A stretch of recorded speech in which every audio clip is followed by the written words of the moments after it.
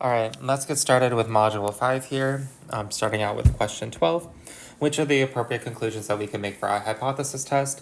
As we know, there are two parts to the conclusion, the hypothesis that we're talking about, and then its status, basically. So when we're writing these conclusions, we want to make sure that we're talking about the null hypothesis. We're never going to make a conclusion for the alternative. And you're going to have two types of I guess you could say, concluding statements about the null hypothesis. It's going to be based off of some kind of rejection. We're either going to reject the null hypothesis or we're going to fail to reject the null hypothesis. So it's important to note that when you're writing an appropriate conclusion here that you're not accepting one hypothesis and you're not going to be making a conclusion off of the alternative. So for these two other statements, fail to reject, that's okay, right? Because we're doing a rejection statement. But the part that's off here is that we're making a conclusion for the alternative hypothesis. So this is not an appropriate conclusion. And in the second statement, null hypothesis is okay. But the issue here is accepting, because that's not an appropriate conclusion. We want to make sure that we're either rejecting or failing to reject. Knowing how to formulate your conclusions are going to be high yield on your exam, and being able to identify which statements are correct and which ones aren't. Okay. So which set of hypotheses are used for the following values? Left-tailed hypothesis test for the mean. So typically when I do this in class, I like to write things out based off of the story and just sort of let the story tell me what the hypotheses are going to be. But here, since it is a bit more direct on what they want, you want to look at it might be easier to write the alternative hypothesis first. And that's because your alternative hypothesis is going to be in the direction of whatever hypothesis test you're doing. So in the alternative hypothesis, because we're doing a left-tailed, you're going to have that the population mean is less than a specific value. So again, if you were to draw this out, you have a specified value x, and we're looking at the value less than that.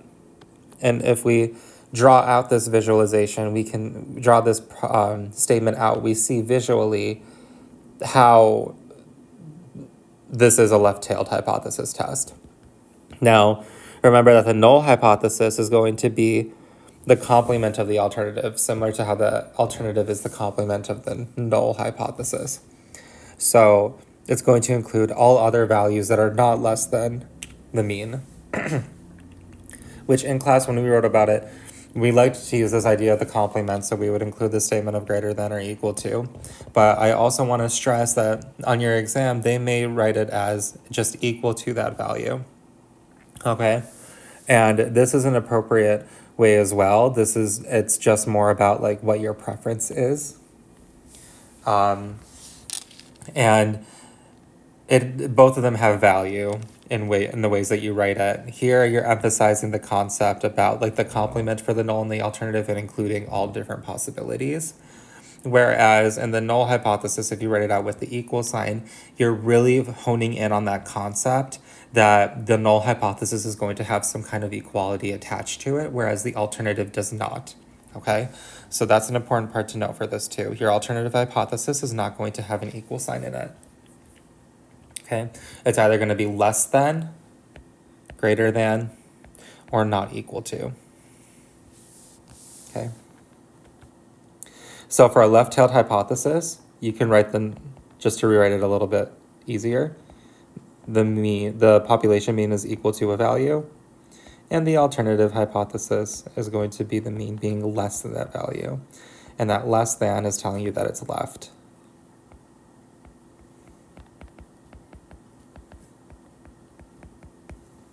Okay. Let's move on here. What does the p-value represent, and how do we quantify this in hypothesis decision making? So the p-value is stating that given that the null hypothesis is true, the probability that the test statistic will take on values as extreme as or more extreme than the observed statistic. So basically what this is saying here is that its p-value represents some kind of probability, right? And it's talking about this idea of of being extreme. So this statement in general is really important to know, and it is a statement that popped up in our notes, and it most likely will be popping up on your exam as well, because it really hones on this concept that the p-value is this probability. So if we recall back to like some of our problems when we're drawing out the normal distribution, we have some kind of critical value, and that area that the critical value is defined as is the level of confidence. So let's say in this example it's 0.05. That means that we're talking about a 5% chance of whatever, of it being the cutoff of, let me rephrase that. So the probability here is saying that we have a 5% chance that whatever we observe is going to be extreme. That extreme value cutoff is going to be 5%. And we use the p-value in order to determine if that test statistic itself is within that extreme. We compare that p-value to this level of significance, in other words. So let's say we had two values. We had z test statistic 1 and a z test statistic 2. Okay, this gives us two different p-values. So this one we're going to have like a p-value that's really, really small, because as we see in that blue shaded area, that's a small area. We'll say this is going to be 0.01. Okay, and then we have this red shaded area, right, that includes this part and it continues forward. I'm going to draw it on top so that we don't really mess up the other coloring. But imagine that this red is going underneath the curve and it's shading everything to the right of it. This one is pretty big. It has like a bigger area. So this p-value for the test statistic 1 is going to be probably somewhere closer to, like, let's say 0.2. Okay, and basically what we're seeing is this value extreme? And what we see is that basically the p-value for test statistic 1 is the probability of us getting that first test statistic was at around 20%. Okay, that probability is greater than the probability of it being extreme, which is 5%. And this is actually why the null hypothesis, if we're doing a hypothesis test, is going to be failed to be rejected, because the probability of us getting that test statistic was higher than it actually being defined as extreme in terms of our confidence value. Okay. Whereas if we talk about the p-value, where it's 0.01, that's a 1% chance of us getting that test statistic given all of our numbers that we were done for our sample. This is very extreme. This is a very unlikely outcome, especially when we compare it to our level of significance at 0.05. And this is why if the p-value is less than the level of significance, or alpha, we're going to reject the null hypothesis. And this is actually explained here on the bottom as well in words. But I wanted to sort of tie those two concepts together, this extreme and why the conclusions of rejecting and failing to reject the null hypothesis come together. And the second thing, both of these in the brackets are going to be high yield for your exam. And the second one in particular is is displayed on the visual representation above very well, where if the p-value is smaller than our chosen alpha value, so in our example here, that would be this one in blue, this test statistic 2, we're going to reject the null hypothesis. The probability of us getting that test statistic was super low. So it seems like it's something very extreme. so we would reject it.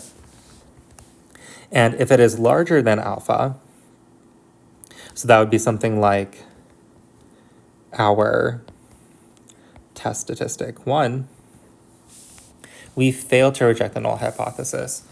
Basically, in other words, it's with the test statistic that we calculated based off of our sample is within the realm of possibility for samples derived from that population. So because it is within this realm of possibility and it's not considered extreme, we do not have enough evidence to say that the null hypothesis is incorrect.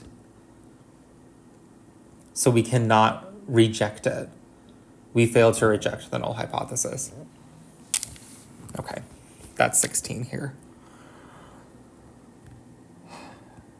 All right, 17b. If I run a z-test, how do I compute the p-value for a right-tailed test? Okay, well, the way that you would do it is outlined here. You compute the z-statistic and find the area under the z-curve to the right of the z-statistic. The value to the right of the z-statistic is the p-value for a right-tailed test.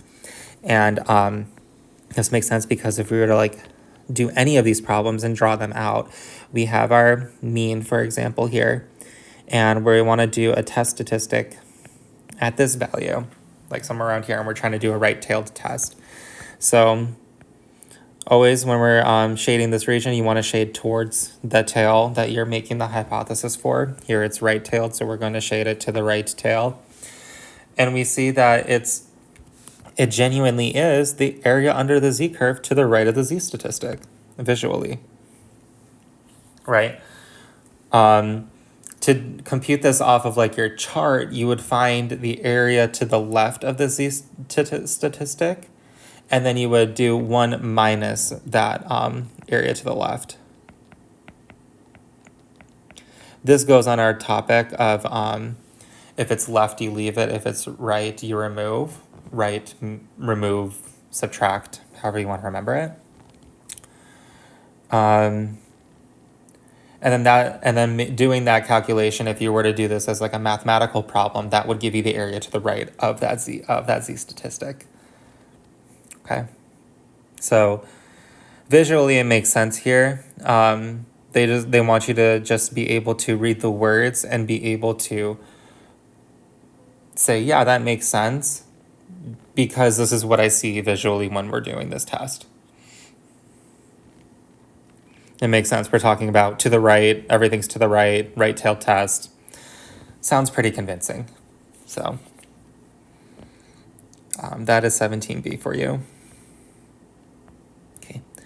Number 19. It is claimed that the best golfers in the world make 75% of their putts within 10 feet of a hole. A random sample of 95 putts were taken and found that 76 of them were made. Do we have enough evidence at an alpha of 0.05 level that the value is larger than 75%? Okay, so here, let's talk a little bit about how this equation was chosen. The first thing that I like to do when I'm trying to figure out what kind of equation to use is I like to determine what kind of data are we working with. Are we working with a mean? Or are we working with a proportion? So that's question 1. Here, we see that we're working with a proportion. We're talking about some kind of percentages. If we're reading in a little more, we see that we have some kind of random sample, and then we have a characteristic of 76 of them. So it's really setting us up for success for it to be a sample proportion as when we start creating when we start calculating the answer. Okay. And then the second question here is to determine if you have been given population parameters. Oh, I'm just gonna learn how to spell someday, and then everybody will be happy. Parameters, parameter, okay. Or if you're only given sample data, so sample statistics. Now you really, really, really want to focus on this one here because because either scenario you're going to be given some kind of sample data, But you really want to focus on if there's some kind of parameter that's given. And we are given that. It's this first statement. It is claimed that the best golfers in the world make 75% of their putts within 10 feet of the hole. Okay? So this statement here is like making like this overall claim for this whole population of best golfers in the world.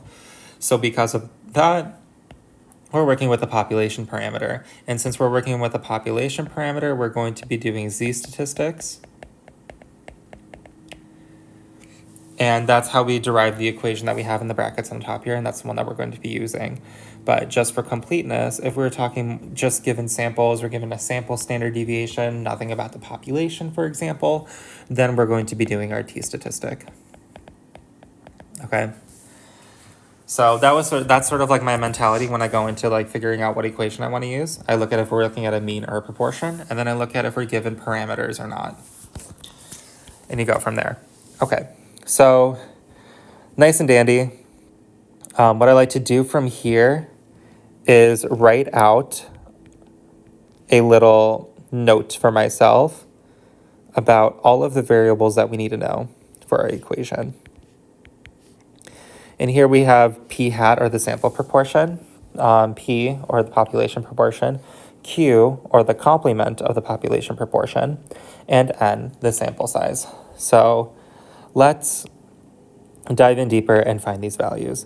So the first one was we talked about a little bit here. This is going to be our population proportion of 75 because it's making a claim for the population of the best golfers in the world and making some kind of generalization for them. We're not talking about some kind of study. This number is just sort of given to us from the universe itself. So that's how we're going to treat it, basically as the population proportion. Inherently, because we know the population proportion already, let's calculate the complement of it, which is 1 minus the population proportion. That's going to be 1 minus 0.75, which gives you 0.25. Okay. And those lines are just sort of me saying that's the last number that we're going to be talking about in that row. Okay. A random sample of 95 putts were taken. So that's like our whole sample. So that's going to be our n value. And found that 76 of them were made. So that's our target characteristic because it directly relates to the population proportion that we are discussing. So this is going to be like our target characteristic, or R. We know that the equation for the sample proportion is going to be R over N. And that's going to be equal to 76 over 95. Plugging this into a calculator, which I will do on the side here, it's going to give you 0.8. Okay.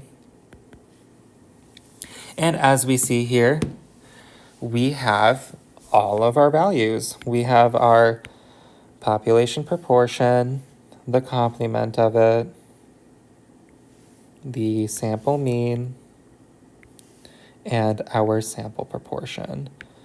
Let's put that in an easy color to see. Let's put it in. Let's do this lilac color. Very nice. Okay. Let's rewrite the equation that we have on the side to see the z-statistic. That's going to be p hat minus p all over the square root of pq divided by the square root, divided by n, sorry. We already have the square root there.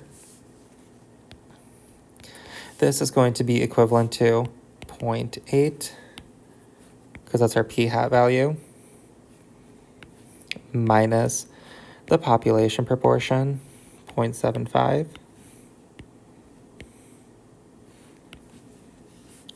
divided by the square root of our population proportion, 0.75, multiplied by its complement, 0.25,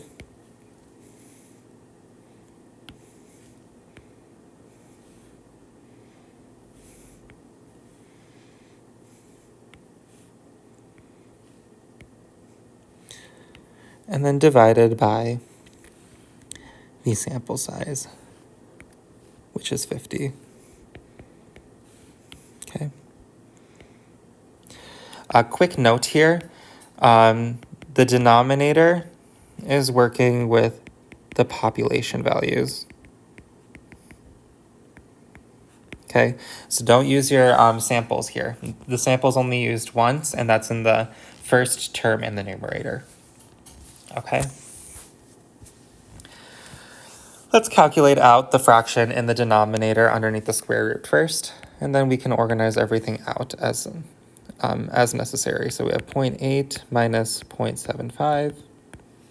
That's divided by the square root of that mess on the inside. So auditorily saying what I'm going to be putting into my calculator, 0.75 times 0.25, which is 0.1875.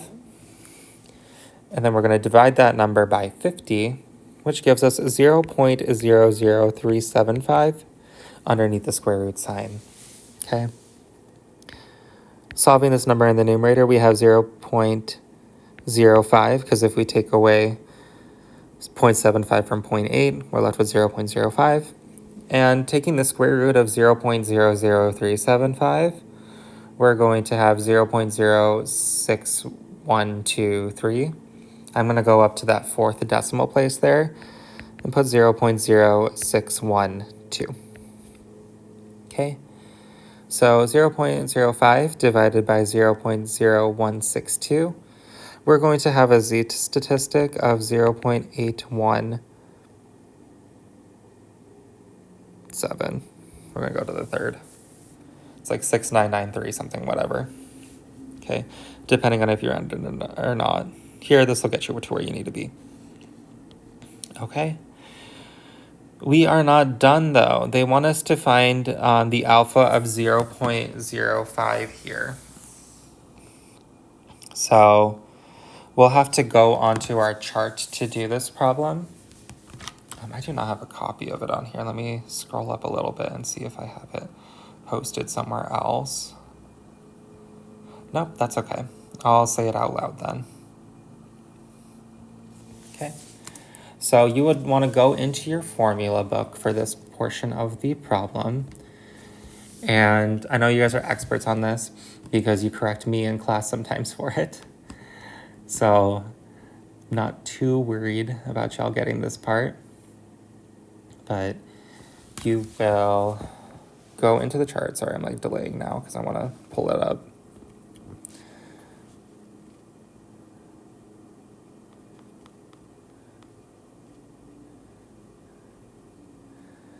And you will want to go to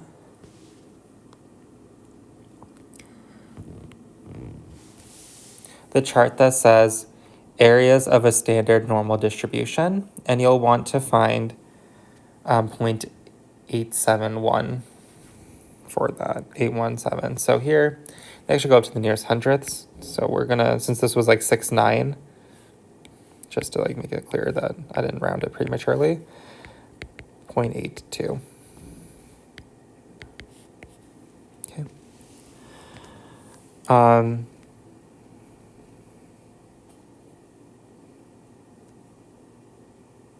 This value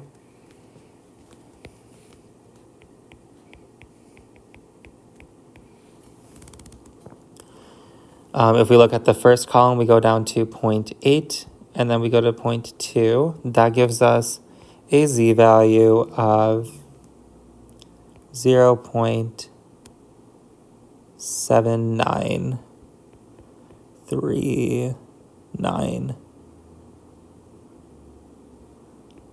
Okay.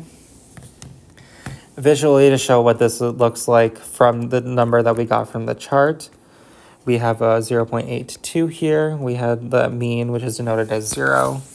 And this is the area to the left that we found. Now, I created one of the sins that I talked about in class. You want to make sure that you draw out the problem first when you're doing all of these calculations. Didn't do that. Oops. Let's go back and try to see what that is then.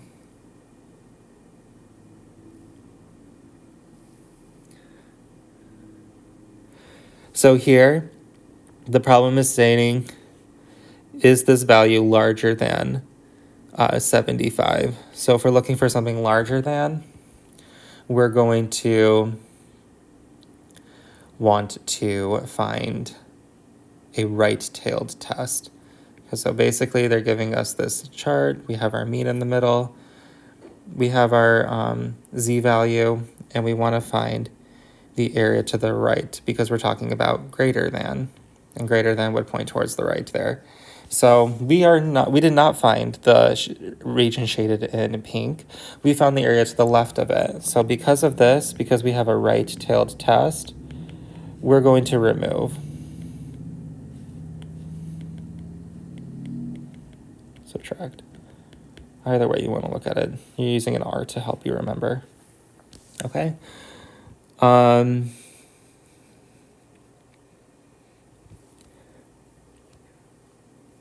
So that means that the p-value that we're looking for is going to be 1 minus 0.7939. This will be equivalent to 0.2061. Okay? And here we want to compare 0.2061 to 0.05. We see that the p-value is greater than the level of significance, which we know that would mean that we would have to fail to reject the null hypothesis. Okay?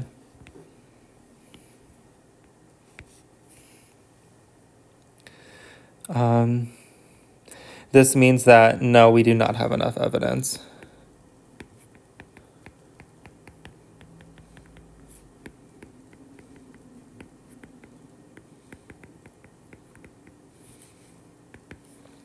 Okay. As we saw, this problem took us a little bit longer to go through than some of the other problems. It's very calculation intensive. As I always say for these kind of problems, gonna break it down so that you have like a good view of the rest. As I say for a lot of like computationally heavy ones, you want to, if you're crunched for time, you want to sort of skip these and come back to them. Or for any problems where you might feel like you don't know where to start, because every problem is worth the same amount of points. So there could be a concept problem that maybe you don't have enough time for because you rushed through it, that you could have gotten easy points for, that could have boosted your grade even more than if you were to let this kind of problem go, for example. I mean, obviously, ideally, we want to spend all the time to answer all of these questions, but if you are getting crunched for time, I would just do easier concept-based problems first, and then go into the computations later, because the computations can be very intensive. There could be like one thing that changes your whole answer. You could put in a wrong number or so on. There's so many different things that could happen here. And I don't want you guys to get burnt out when you get to the easier questions and miss out on those points. So I would recommend leaving computations to the end. But if you're somebody who wants to get the harder ones done and you feel confident with how to set these problems up, by all means, do what you need to do. But that's my little tidbit there. Okay, number 20. If we're running a hypothesis test for the population proportion, what are the assumptions we need to validate prior to running a z-test? So here, this is going to be a statement that you're going to be asked to know. It's for running a hypothesis test, that when you take the sample size and multiply it by the population proportion, it needs to be greater than or equal to 5. And then if you do the complement of it and multiply the complement of the population proportion to the sample size, it needs to be greater than or equal to 5 as well. Effectively, this means that we need to observe a minimum of 5 successes and 5 failures. Okay? In order to get some kind of like valid conclusion out of what we're stating here. But knowing this statement will help you out. And we talked about it in class as well. This was basically the only thing that I talked about when we were talking about assumptions. So keep that in mind there. And that concludes Module 5.